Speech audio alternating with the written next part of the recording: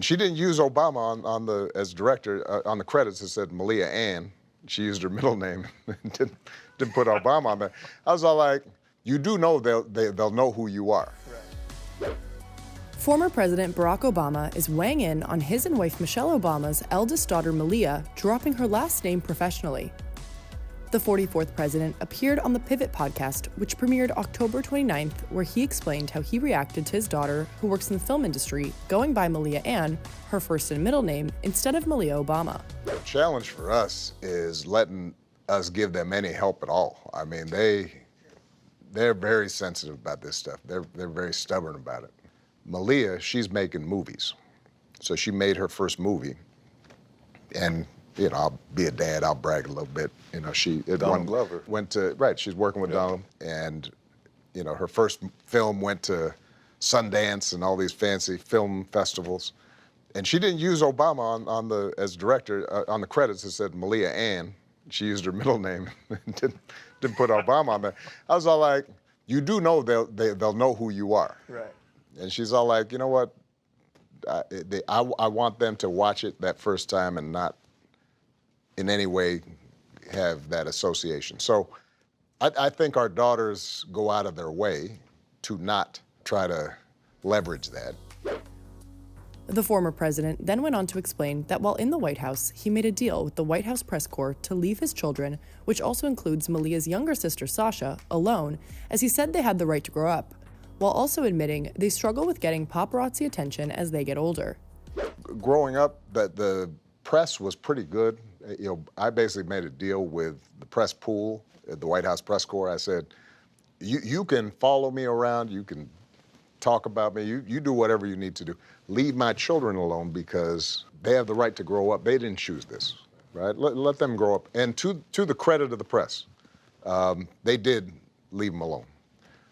Now, as they've gotten older, there's been some paparazzi stuff going on, and it drives them nuts, you know, because their attitude is we're not looking for all that. So they're grounded. When Michelle and I were talking about me running, our biggest concern was, will our kids end up weird, right? Yeah. Because it's a weird situation. Yeah. He then added a bit more about raising his daughters in the White House and keeping them grounded.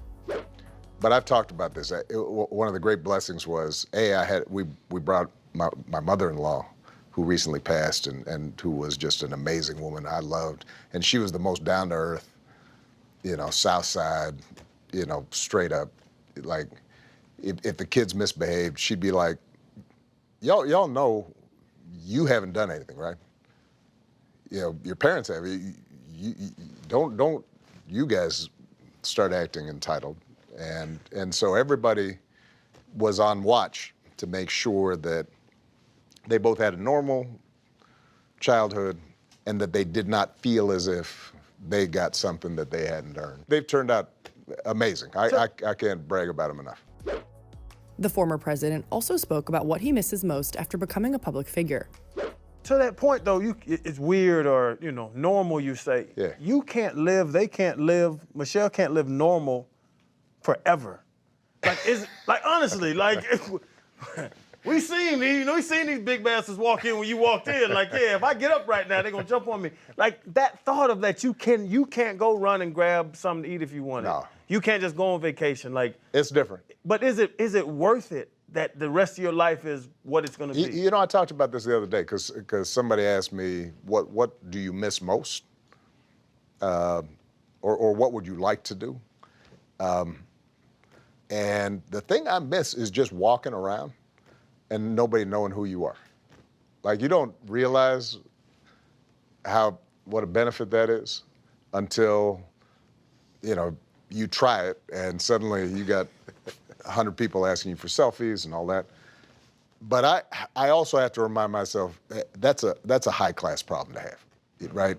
A guy who's been more famous than me for a long time was Bruce Springsteen, and I've gotten to know him because he's been really supportive around a lot of issues and campaigns. And he said to me one time when I mentioned this, he said, "Barack, that's the price you pay for living your dreams." And he's right?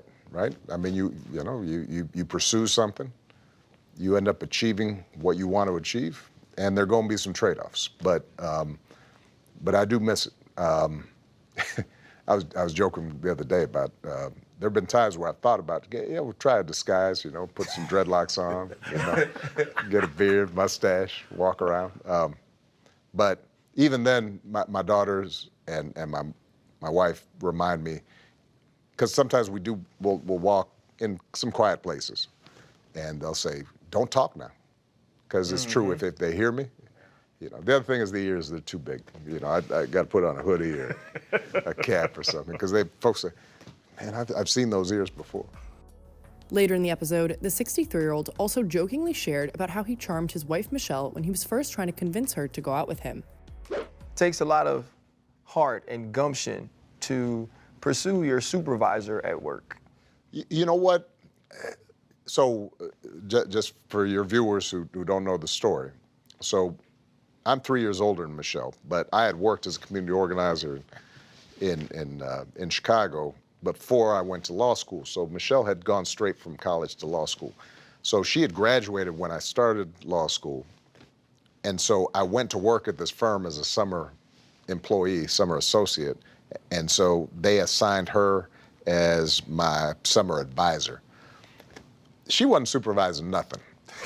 She was showing me where the Xerox machine was. She was showing me, how to keep your timesheets. And she was taking me out to lunch because they were trying to recruit me.